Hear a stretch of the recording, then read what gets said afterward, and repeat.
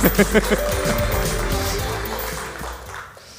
right. Hi, Hello. everyone. Hi, I'm Stephanie Boluk. And I'm Patrick LeMieux. And we're honored to be at Playtopia this weekend exhibiting the Octopad as well as giving this talk. So the Octopad is an alternative interface for the Nintendo Entertainment System. Instead of one controller with 8 buttons, here we have 8 controllers with 1 button each that transforms classic titles like Super Mario Bros., Legend of Zelda, and Tetris from single-player games into multiplayer puzzles. And today, we're here to talk to you about the intersection between alt control and accessible technology, starting with a famous movie about games. Right, so Indie Game the movie begins with a striking image of a standard interface. Hanging overhead, in some back alley in Winnipeg, a piece of vintage video game equipment sways in the breeze. Rather than sneakers strung up by shoestrings, in early 2010, Lisanne Pajot and James Swirsky saw a Super Nintendo Entertainment System controller dangling from a telephone line. And although it's meant to stand in for video games in general, this is not just any controller. And it's not even just any Super Nintendo controller. But this, the purple and lavender buttons of this specifically North American Super Nintendo controller match the overcast sky in the opening images of this 2014 documentary on the indie games movement in North America. So in Japan, Europe, and Australia, the brightly colored red, blue, yellow, and green buttons of the original Super Famicom mimetically mirror the platform's logo, a set of 4 circles offset from one another in the signature colors of a familiar mascot. Some have criticized the film's directors for their choice of interface, arguing that the original NES's iconic red, black, and gray controllers would have been a more appropriate icon for a documentary about 3 80s-inspired, digitally distributed indie games. But this distinctly regional Super Nintendo controller works in a different way. Those purple buttons in the sky don't just signify the historical relocation of video games from the home console to the networked clouds of the Xbox Live Arcade in the late 2000s, but another kind of North American standard that Indie Game the movie celebrates. Personally funded platformer games with clever mechanics produced by 2-person teams of young white men who grew up in the US and Canada before making millions on Microsoft's early digital distribution service. Or as Anna Anthropy more curtly summarizes, this movie's about white guys who grew up playing Super Mario, who sacrifice every part of their lives to the creation of personal, but nonetheless traditional video games. And here, this controller not only serves as a metonymy for video games in general, but the American dream of a level playing field, fair game, a free market, a meritocracy, which is all a precarious playground that only paid off for the top 0.1% of devs in the post-2008 economy. So this is not a screen essentialism, a term Nick Montfort uses to describe the way in which graphics can often stand in for computing in general. What we have here instead at the start of this movie is a kind of controller essentialism, or maybe more precisely, interface essentialism, tied to American exceptionalism, in which all manner of interfaces, from standard controllers to a product's packaging, to television commercials to strategy guides, not only come to represent a given technical platform, but also reduce that platform to a narrow set of cultural assumptions about the normal or normative way to play. So whereas the controller in Indie Game the movie allegorizes a specific set of North American standards which construct both technological and cultural defaults, what other interfaces might swing alongside Nintendo's devices on telephone poles around the world? The knobs of Odysseys, dials of Fairchilds, and joysticks of Ataris might float alongside dual thumbsticks of Sony and Microsoft's now ubiquitous USB devices, mice and keyboards, balance boards and dance pads, Virtual Boys and Oculus Rifts, and scores of light guns might also swing overhead. Beyond mass-produced controllers, there's mods, custom builds, and one-off creations hanging on this wire. StarCraft pros remove mechanical keyboard keys. Super Smash players take out GameCube springs. And speedrunners replace plastic sticks with steel components to increase durability. Artists like Mary Flanagan have made giant Atari joysticks that turn single-player games into multiplayer performances, and the alternate controllers featured every year at places like All Control GDC or Make Control Japan, as well as the Super Best Friends Arcade here at Playtopia. Which you should all try these games before you leave. They exhibit custom interfaces that make games accessible to different kinds of players and produce new ways to play. But if we look back through the decades, to the 90s, 80s, 70s, 80s, 60s, math, what is the longer history of alt control? So, starting through the 60s, we're going to march through the decades here. A longer history of alt control has to include examples like POSSUM, the patient-operated selector mechanism in which a sip and puff sensor mounted on a gooseneck mouthpiece interfaces with an electronic typewriter based on pressure produced by the lips, tongue, and breath. In 1961, Reg Malling worked with Dorothy Clarkson to design this inaugural sip and puff device that could activate electric appliances like a lamp or TV, or even play simple games with the text. Latin for I can, Malling's POSSUM dramatically expanded the possibilities for communication and play. If we jump ahead to the 70s, in 79, after tinkering with a Morse code interface, Judy McDonald and Paul Schwejda built the adaptive firmware card, which converted the Apple II from a single tasking machine to a multitasking machine through a peripheral circuit board that would interrupt the process of the computer and run its own single switch-based keyboard emulation.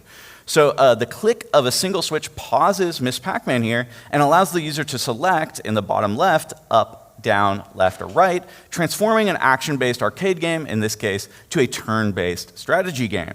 And today, the ability to enable one-switch controls to control anything with a single digital on or off input remains one of the most powerful tools for developing accessible games and accessible technology more generally. Moving forward another decade, in '83, John Dutton added a pencil and 2 rubber bands to an Atari joystick in order to play games like Pac-Man, Asteroids, and Yard's Revenge. He documented his homemade controller along with his high scores and submitted them to the Atari Owners Club Bulletin, an early Atari 2600 fan magazine. And for Dutton, a joystick becomes a mouthpiece, and household objects like a pencil and rubber band recontextualize Atari's red button as a fulcrum for a pressure-sensitive hair trigger. And then in 1981, Ken Yankelevitz, a retired aerospace engineer and flight sim designer for McDonnell Douglas, began working with players across North America to design complex, custom quad controllers for video game consoles like the Atari 2600 and Nintendo Entertainment System. And 30 years later, he would still find himself customizing these controllers, but now for consoles like the Xbox and PlayStation. So the quad controllers combine a series of sip and puff sensors, like those with the POSSUM, with a mouth or chin-controlled joystick.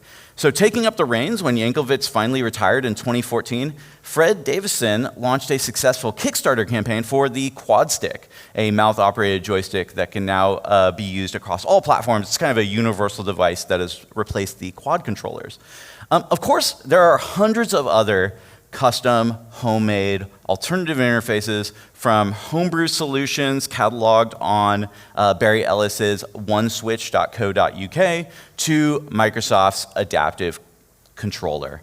And whereas standardized control standardizes play and produces normative players, these alternative interfaces that we've been discussing not only reveal the limitations of what are the current default standards and default bodies, but they defamiliarize technical media and the particular ways in which interface essentialism constructs and reinforces some sensory economies over others.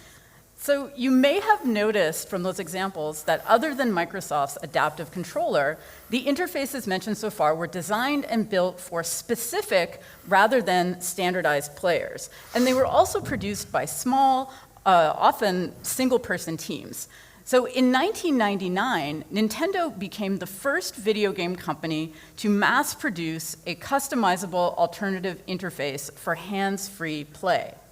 Whereas Nintendo's original family computer, or Famicom, could interface with a slew of peripherals, including a liquid crystal 3D headset, a disk drive with downloadable games, a modem connected to satellite feeds, and even at one point, a loom in this unreleased tech demo. Now you're knitting with power. By contrast, for the European and North American release of the NES, peripherals were limited to different kinds of controllers like light guns, robot buddies, trackpads, power gloves, and finally, the NES Hands-Free, which is a sif and puff controller for the Nintendo Entertainment System. So while Japan leaned towards computer equipment, North America preferred kind of toys and med tech. But in all these cases, they're still gadgets.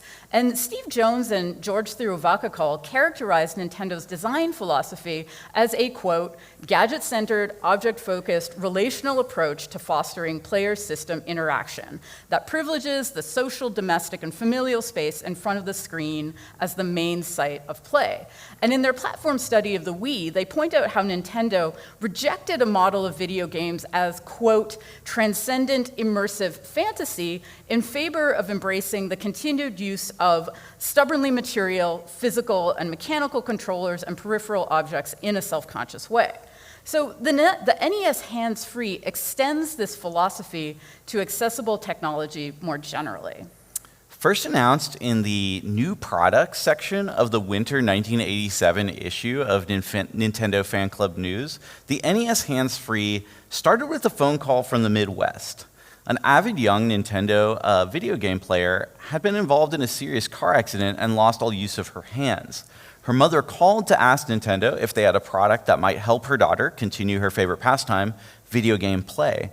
And the development of the hands-free began the same year that the National Council on Disability first recommended the adoption of the Americans with Disabilities Act, the ADA.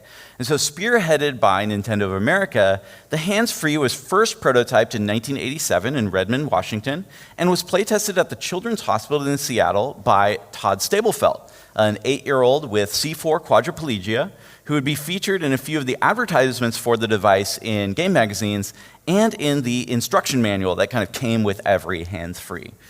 So after both serving in this role and working with Nintendo of America to test their tech as a child, Stablefelt would go on to become a disability activist, public speaker, and founder of a medical technology nonprofit in Seattle.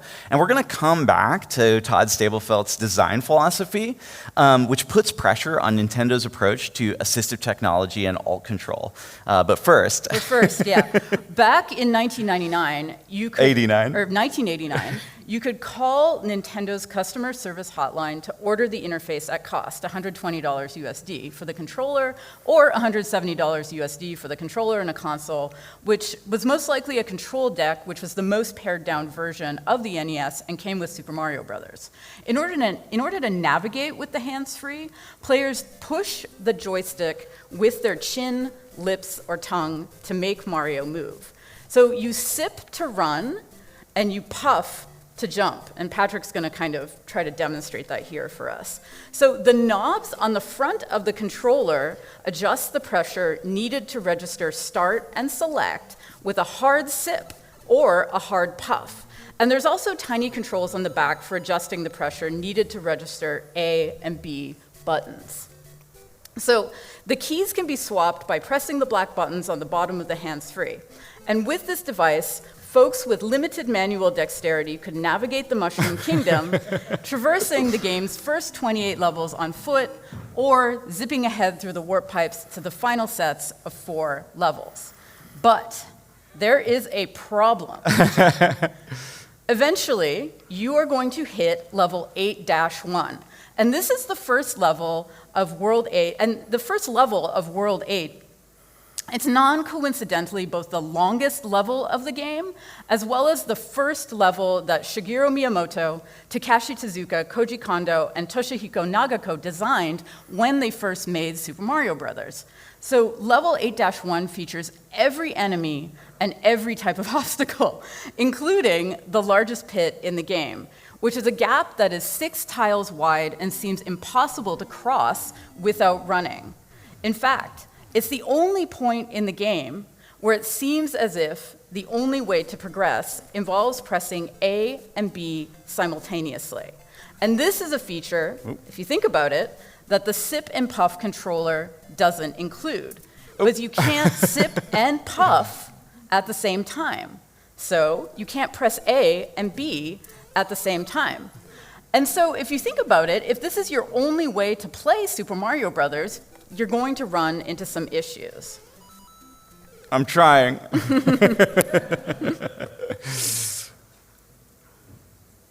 All right.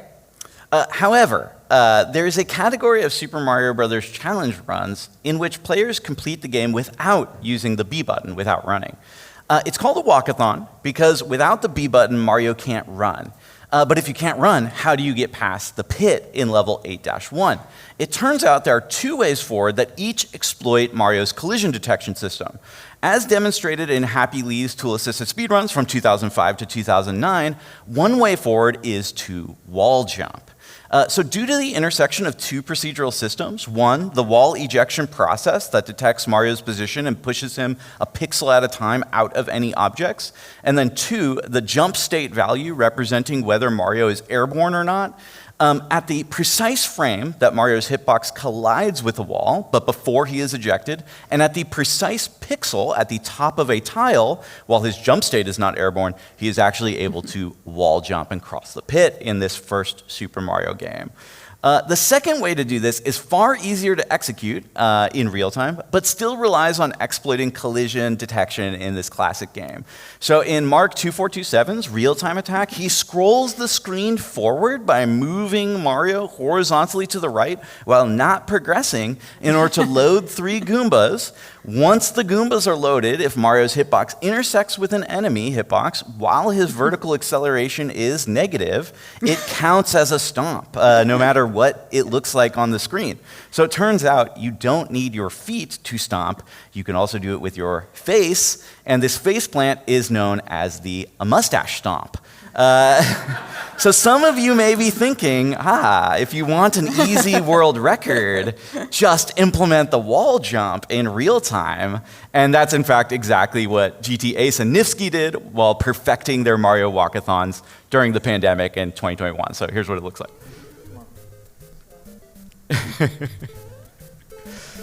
They've been on a tear lately if you haven't been following them. Yes. There you go. Yes. Easy, right? So easy.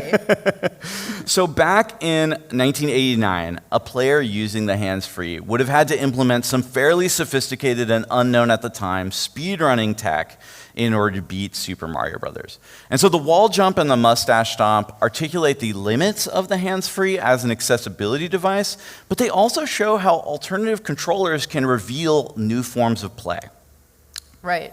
So the NES Hands-Free both opens up games like Super Mario Brothers to alternative forms of control, while simultaneously making clear how video games are still culturally and technologically structured by a fairly narrow set of default game design and interface standards. This is what Brendan Keogh calls the hegemony of input.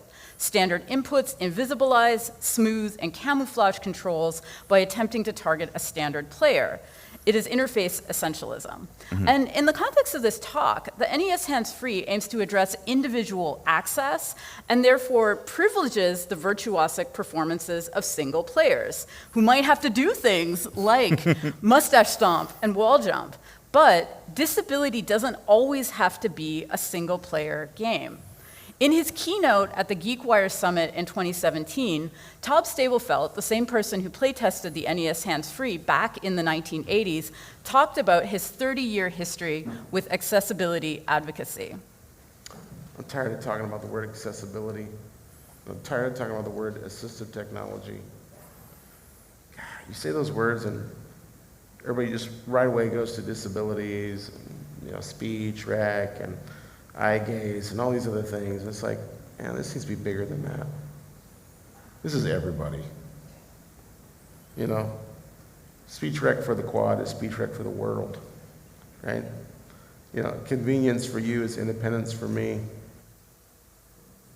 So in this keynote, Stablefelt flips the script and imagines an inversion of universal design that always starts with the specific bodies of specific people before working to include everyone else. So this isn't accessibility or includification aimed at bringing disabled folks into the fold, but a radical kind of alt control that starts with the specifics before addressing everyone else. So what if instead of the fantasy of individual access, video games approached accessibility as a social value? What if instead of a single-player interface, Nintendo made a multiplayer toy? And these are exactly the kinds of questions that Richard Van Tol and Barry Ellis were asking on the accessibility forums in 2006.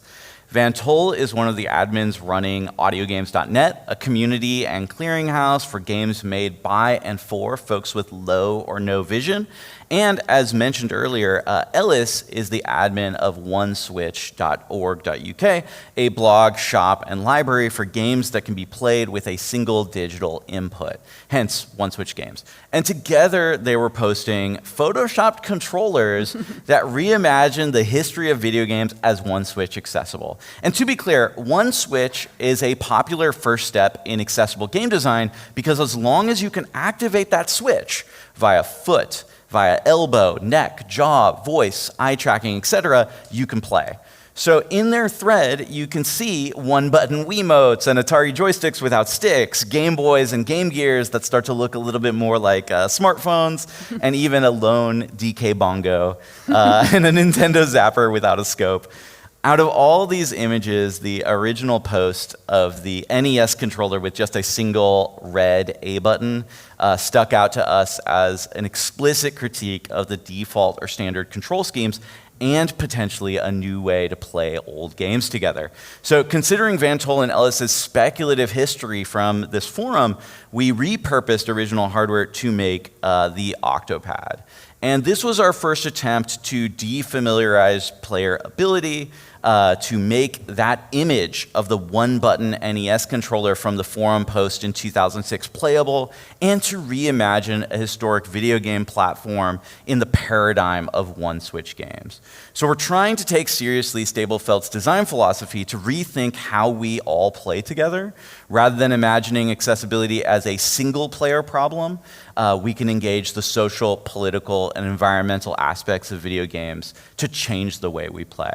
So Ready Player 1 and Ready Player 2 and 3, 4, 5, 6, 7, and 8. If you change the controller, you change the game. Thank you. And come see us out in the arcade if you want to play the Octopad before Playtopia is over. Thank you, everyone.